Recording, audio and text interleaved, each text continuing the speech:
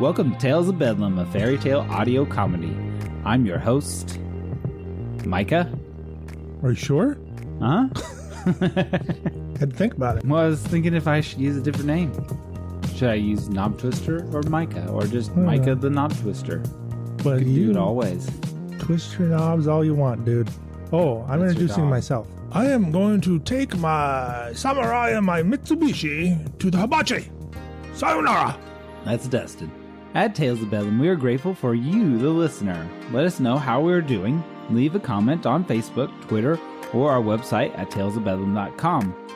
If you're angry with us, go ahead and leave a comment too. Whoa, why would you be angry? I don't know.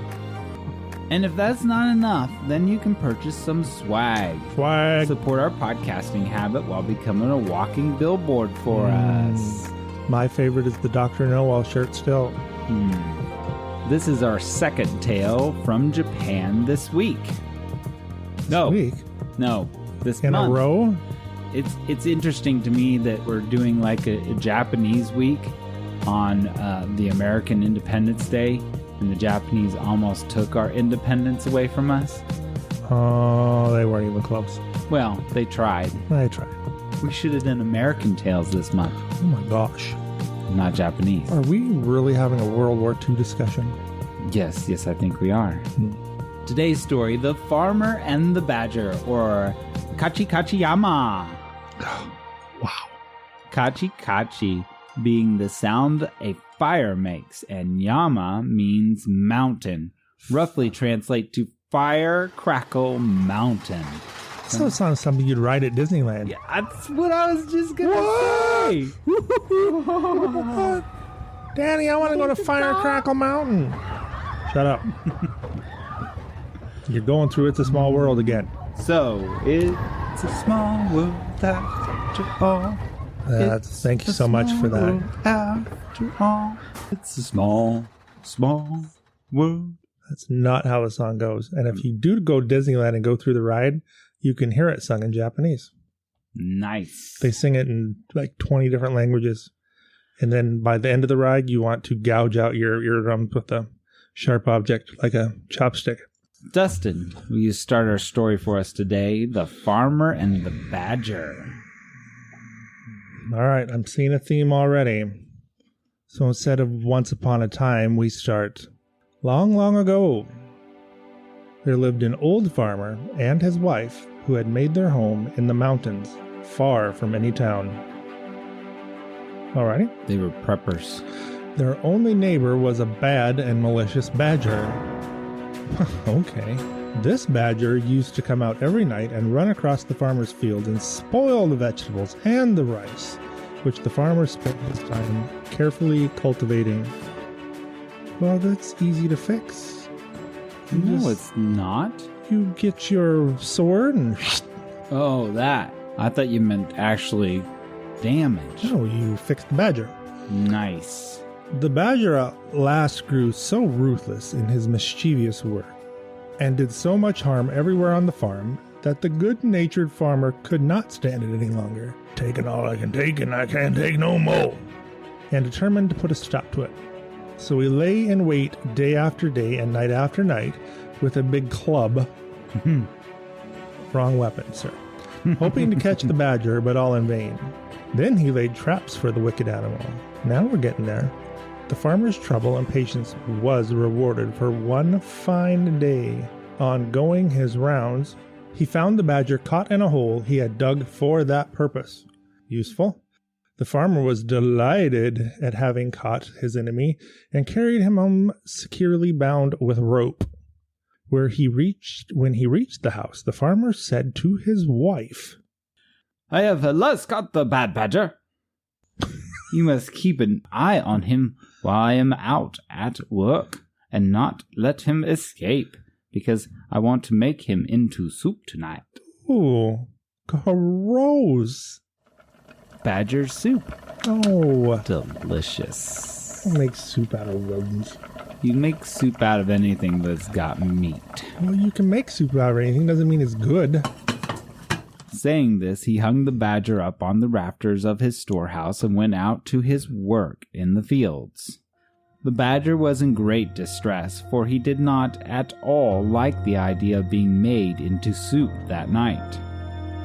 Well, yeah? And he thought and thought for a long time, trying to hit upon some plan by which he might escape.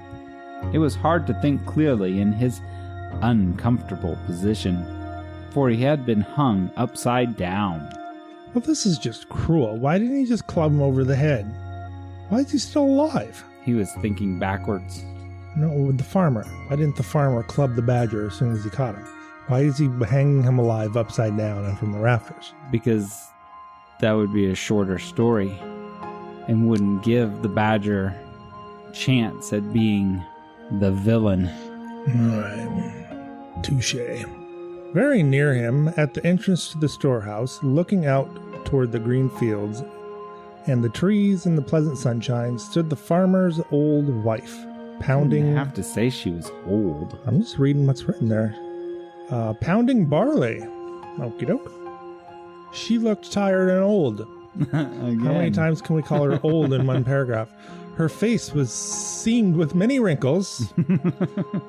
And was as brown as leather. So we get it, people. She's really old. And every now and then she stopped to wipe the perspiration which rolled down her face. "Dear lady," said the wily badger, "you must be very weary doing such heavy work in your old age.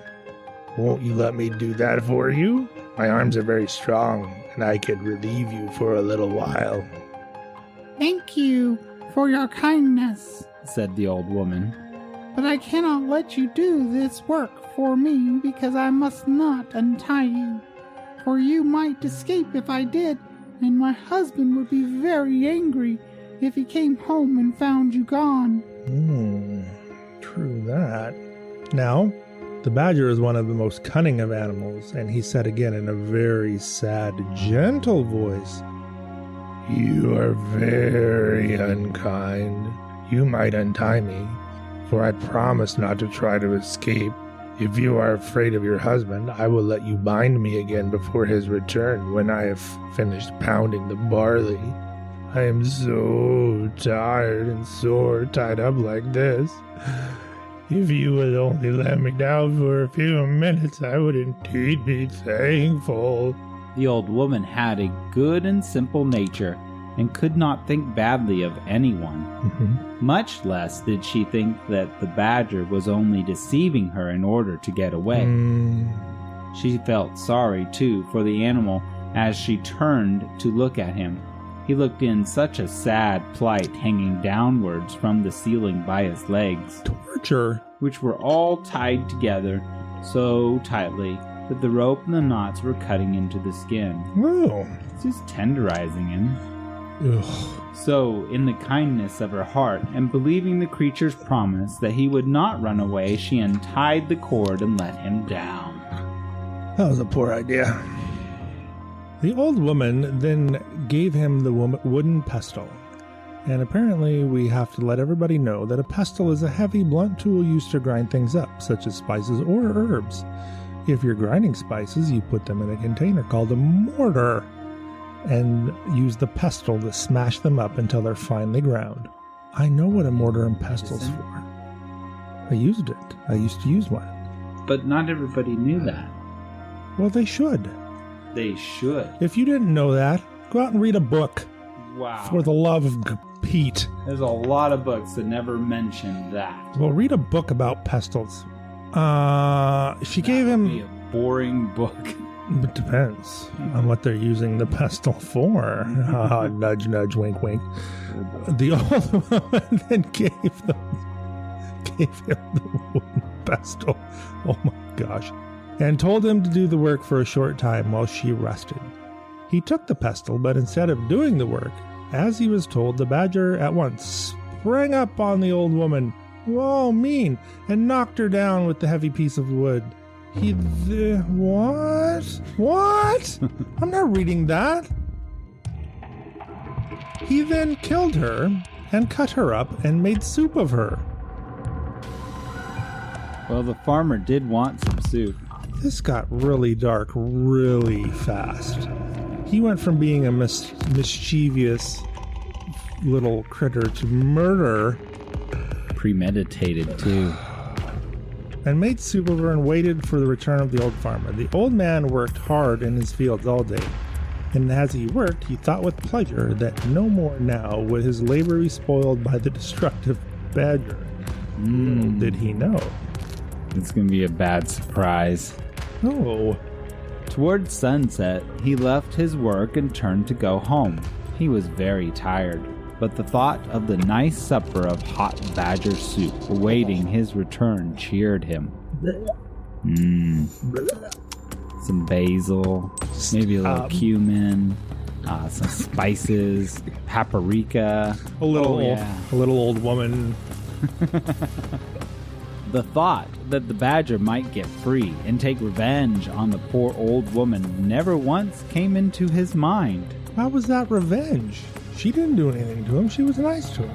The badger, meanwhile, assumed the old woman's form. If you listened to our previous episode, you know that is a tanuki. Bless you. A tanuki are a Japanese raccoon dog, and they are said to have shapeshifting powers. The last tanuki was way nicer than this one. Yeah, and he shapeshifted into a tea kettle.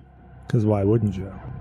That didn't like to prepare tea. He didn't want to get torched on the fire. And as soon as he saw the old farmer approaching, came out to greet him on the veranda of his house, saying, So you have come back at last. I have made the badger soup and have been waiting for you for a long time. No, this isn't okay. We need to cut this one short. Oh. The old farmer quickly took off his straw sandals and sat down before his tiny dinner tray.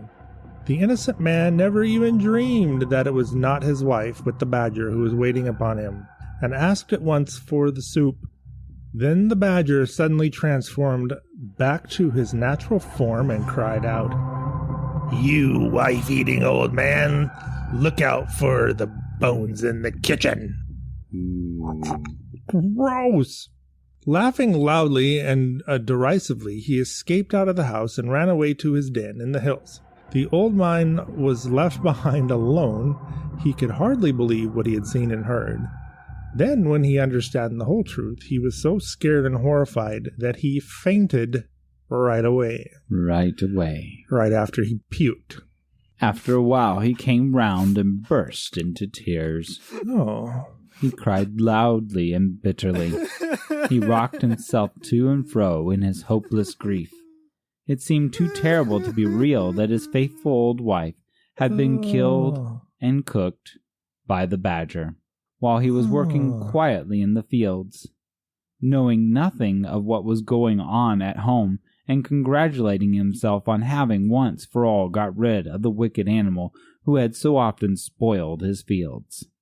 And oh, the horrible thought! He had very nearly drunk the soup which the creature had made of his poor old woman. Oh dear, he wailed aloud. So he didn't eat his wife? No. He was this close. Oh, I'm holding two fingers up, the thumb and forefinger. Oh my gosh. Roughly a half inch apart. They were very close. He's very nearly ate old wife soup. Okay. I mean, yeah. So, I'm a fan of soup, but... You said you can make soup out of anything that had meat. You said it. Ugh. Well, I think you can make soup out of vegetables, and I've even seen, like, cucumber soup. That's good stuff. Cold, you don't warm it up. It's chilled, tastes delicious. I think I'd rather eat dirt. Cold cucumber soup. If I made you some cucumber soup, you would eat dirt instead. I just wouldn't eat it. I got a little padding. I could last a day or two. Oh dear, oh dear. Oh dear, oh dear. Now, not far away there lived in the same mountain a kind, good-natured old rabbit. Oh, nice rabbit. He heard the old man crying and sobbing, and at once set out to see what was the matter. Is everybody old in this story? Old, except for the farmer. They've never called him old. Yeah, they just did right there. Oh, the old man. You're right. It's like everyone is old. I don't know if they called the badger old, but the rabbit's old, the wife was old, the man was old. Well, they went into great detail on how old the lady was. Jeez. It's an old rabbit and an old man. Huh.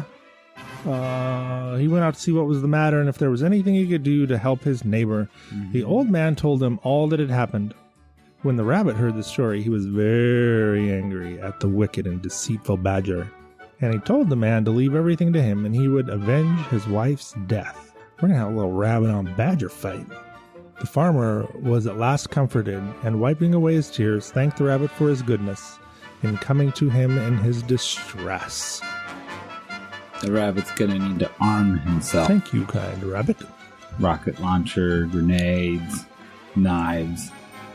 This would all have been avoided if the old dude had just clubbed him in the head when he first got him. Or shot him with the shotgun. Jeez. The rabbit, seeing that the farmer was growing calmer, went back to his home to lay his plans for the punishment of the badger. Oh, yeah. The next day, the weather was fine and the rabbit went out to find the badger. He was not to be seen in the woods, or on the hillside, or in the fields anywhere. So the rabbit went to his den and found the badger hiding there. For the animal had been afraid to show himself ever since he had escaped from the farmer's house, for fear of the old man's wrath. No kidding. The rabbit called out, "Why? Why?" How would a rabbit sound? Rabbit sounds are very horrifying. Oh, why are you not out? How does It's like Bruce Willis. No, I was thinking of Hugh Jackman. You should be like Australian. In Japan. Yes. Well, they're not too far apart. True that. Why are you not out on such a beautiful day? Come out with me and we will go out and cut grass on the hills together. The badger, never doubting but that the rabbit was his friend, willingly consented to go out with him, only too glad to get away from the neighborhood of the farmer and the fear of meeting him. The rabbit led the way miles away from their homes, out on the hills where the grass grew tall and thick and sweet. They both set to work to cut down as much as they could carry home, to store it up for their winter's food. Do badgers eat grass? Rabbits eat grass. When they had each cut down all they wanted, they tied it in bundles and then started homewards, each carrying his bundle of grass on his back. This time the rabbit made the badger go first. Oh. When they had gone a little way, the rabbit took out a flint and steel and, striking it over the badger's back as he stepped along in front, set his bundle of grass on fire. He set his ass on fire, grass on fire. The badger heard the flint striking and asked, "What noise? What in the What is that noise? Crack, crack." "Oh, it's nothing," replied the rabbit. "I only said crack, crack because the mountain is called Crackling Mountain, mate." Wow. That was just a poor cover. Poor cover. I just said crack, I just said crack, crack. The fire soon spread in the bundle of dry grass on the badger's back. The badger, hearing the crackle of the burning grass, asked, "What is that?" "Now we have come to the burning mountain, mate," answered the rabbit. By this time the bundle was nearly burned out, and all the hair had been burned off the badger's back. Naked badger. He now knew what had happened by the smell of the smoke of the burning grass. Screaming with pain, the badger ran as fast as he could to his hole. The rabbit followed and found him lying on his bed, groaning with pain. "What an unlucky fellow you are," said the rabbit. "I can't imagine how this happened. I will bring you some medicine, which will heal your back quick." I doubt. What's he going to bring him? Acid? Close. The rabbit went away, glad and smiling to think that the punishment upon the badger had already begun. Wow. He had hoped that the badger would die of his burns, for he felt that nothing would be too bad for the animal. who was guilty of murdering the poor, helpless old woman who had trusted him. He went home and made an ointment by mixing some sauce and red pepper together. Woo-hoo-hoo, buddy. So this gets like worse and worse. And I keep thinking, oh, I should feel bad for the badger. But then I'm thinking how he brutally murdered No. the sweet old lady. No, not only that, he chopped her up and made her into soup and gave her to her husband. But then again, they were going to chop him up and make soup. It's a badger, dude. Okay. He carried this to the badger, but before putting it on, he told him that it would cause him great pain, but that he must bear it patiently.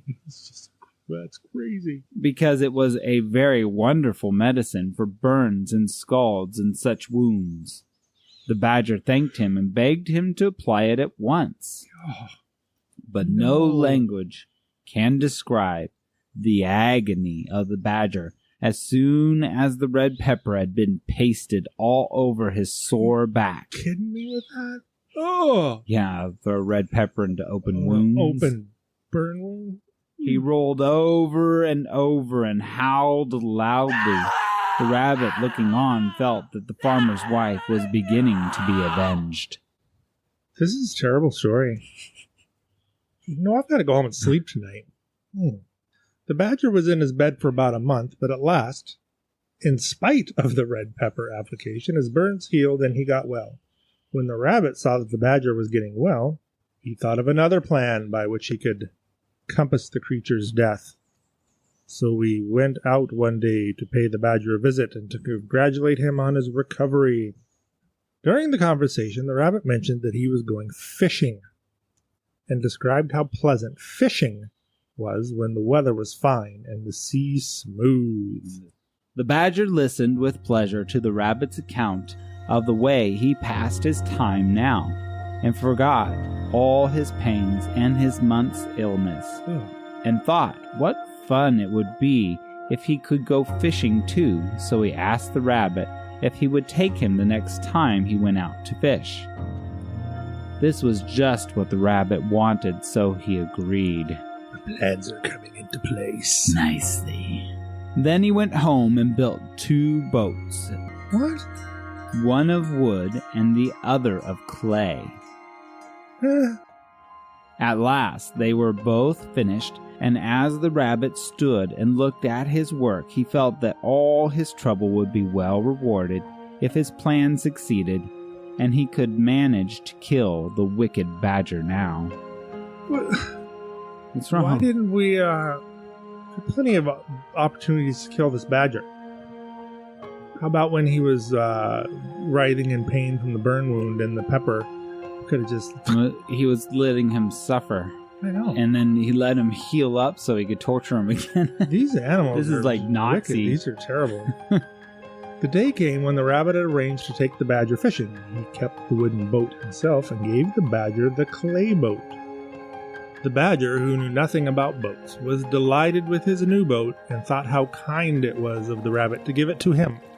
They both got into their boats and set out. After going some distance from the shore, the rabbit proposed that they should try their boats and see which one could go the quickest. Yay! They're going to have a race. The badger fell in with the proposal, and they both set to work to row as fast as they could for some time. In the middle of the race, the badger found his boat going to pieces, for the water now began to soften the clay. He cried out in great fear to the rabbit to help him. But the rabbit answered that he was only avenging the old woman's murder, just throwing that out there for all to know now, and that this had been his intention all along, and that he was happy to think that the badger had at last met his deserts for all his evil crimes, and was to drown with no one to help him. There had to have been a better plan. Then he raised his oar and Then he raised his oar and struck at the badger with all his strength till he fell with the sinking clay boat and was seen no more. Bom, bom, bom. Thus at last he kept his promise to the old farmer. The rabbit now turned and rowed shorewards, and having landed and pulled his boat upon the beach, hurried back to tell the old farmer everything and how the badger, his enemy, had been killed. Boom, boom, boom. The old farmer thanked him with tears in his eyes. He said that till now he could never sleep at night or be at peace in the daytime, thinking of how his wife's death was unavenged. Why didn't he go avenge it then? Yeah, could have just dug another hole. But from this time he would be able to sleep and eat as of old. Except for soup. He could work up to soup, maybe cold soups like cucumber. I don't know, you're stuck on this cucumber soup. He begged the rabbit to stay with him and have some cucumber soup and share his home. For from this day the rabbit went to stay with the old farmer, and they both lived together as good friends to the end of their days. Oh, I remember this one. This is the old rabbit and farmer story. What was it? What the heck? I wouldn't live with that rabbit. He's crazy. What's so crazy about him? He tortures things. That's a bad sign of an underlying mental illness. And I understand revenge, but my goodness. Just whack him and get it over with. It's like the John Wick of rabbits. You should really like it then. I really do. Except he didn't have a gun. He just had an oar. Nobody and killed some anybody's flint and puppy. steel. Nope. He just killed the old lady. Oh, it made her into soup. I'm not sure that part of the story was necessary.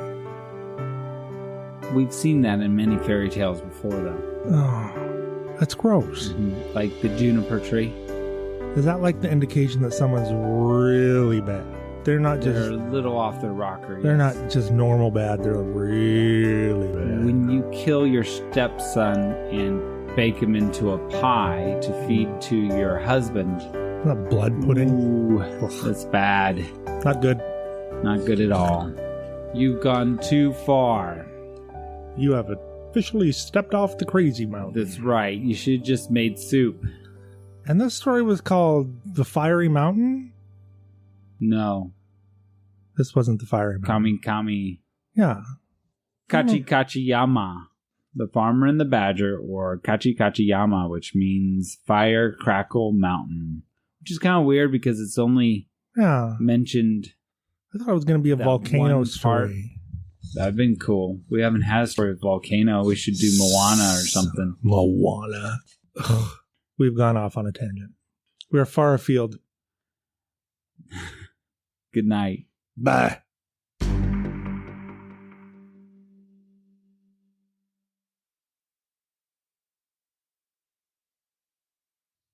Yeah, Disney's not known for its original stuff. And its original stuff is crap. Like when they do part 2, part 3, part 7. Aladdin part 7. Sand in my shoes. It just gets stupid. That's what it's called? No, I don't know. I never watched any of them. They're awful. There's some originals that are good. Like The Emperor's New Groove. No. That wasn't good. That's one of my favorites. No, it was awful. You didn't like The Emperor's New Groove? But that wasn't a new story. That was an adaptation of the new Emperor's New Clothes. No. Yeah. Oh, yeah. No. Yeah. He doesn't ever wear clothes. Yeah, but he becomes a llama. Turns into a llama, but they can't see him. It is nothing like The Emperor's New Clothes. Not even close. It's garbage. Oh. You're so mean, Dustin. No, I'm not.